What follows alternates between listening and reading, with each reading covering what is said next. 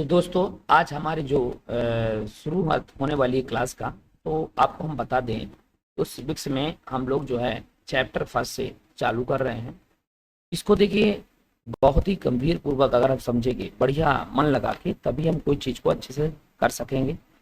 देखिए दोस्तों, अगर आप एनसीईआरटी बुक पूरी तरह से नहीं पढ़े हैं तो मैं आपको बता दूं उसको पढ़ना बहुत ज़रूरी है, क्योंकि इससे आपके कॉन्सेप्ट डेवलप होंगे। अब ये स्टोरी है जो हम पढ़ने वाले हैं, the story of village Palanpur. एक पालनपुर की एक स्टोरी दिया गया है, पालनपुर गांव की एक कहानी है। उस कहानी को हम अच्छे से समझेंगे।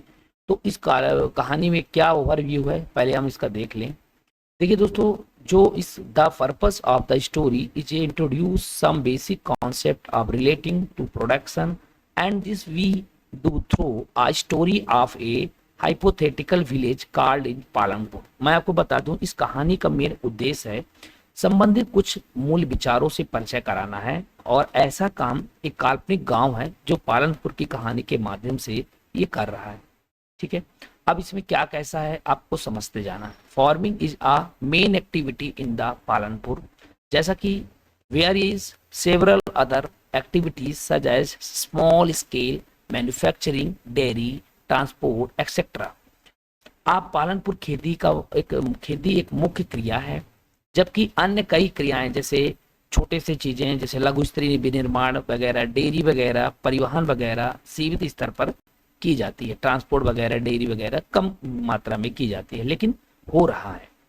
Are carried out an limited scale, ठीक है, कम मात्रा में है। These production activity need various type of resources, natural resources, man made items, human efforts, money etcetera. देखिए, अगर हम बात करें इन उत्पादन क्रियाओं के लिए विभिन्न प्रकार के संसाधनों की आवश्यकता होती है, जैसे प्राकृतिक संसाधन हो गया जैसे नेचुरल रिसोर्सेस, मानव निर्मित ह्यूमन मेड रिसोर्सेस हो गया, और मानव प्रयासों के द्वारा जो पैसा है या फिर मानव प्रयास खुद का, आदमी का खुद का एक फिजिकल, वो भी इसमें लग रहा है, और कुछ पैसा। As we read through the story of Palanpur, I will learn how various resources combine to produce the desired good and service in the village।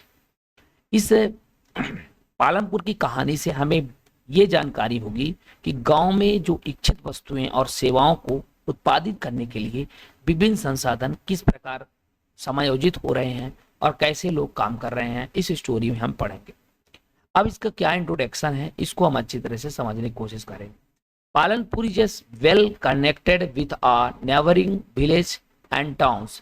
Riganj, a big village, is a 33 kilometers for Palanpur as।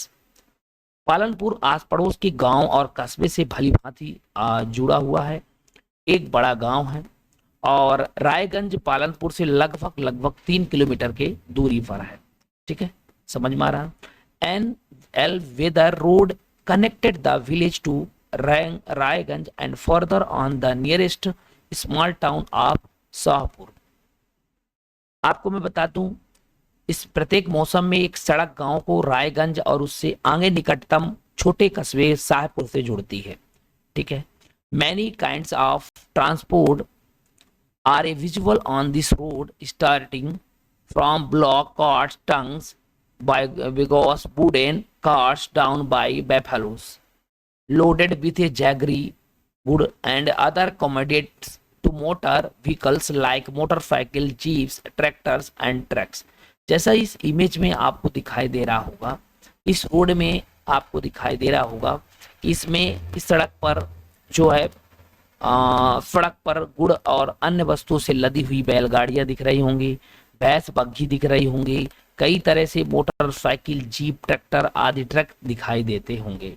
ठीक है, ठीक है, इस topic में हमें ये लग रहा। इसके बाद this village has about 450 families belonging to several different caste. The 80 upper caste families on the majority of land the village.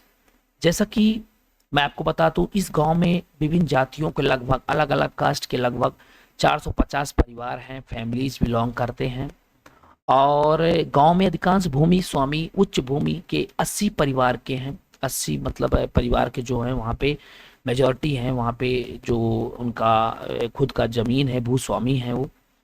ठीक है, इसके बाद their houses some of them quite large are made of bricks with a cement plastering the एसियस delights comprise on third of the population and live in corner of the village and in much smaller houses some which are mud and straw। आपको मैं बता दूं कि 80 इनके मकान, जिनमें से कुछ बहुत बड़े ईंटे बहुत बड़े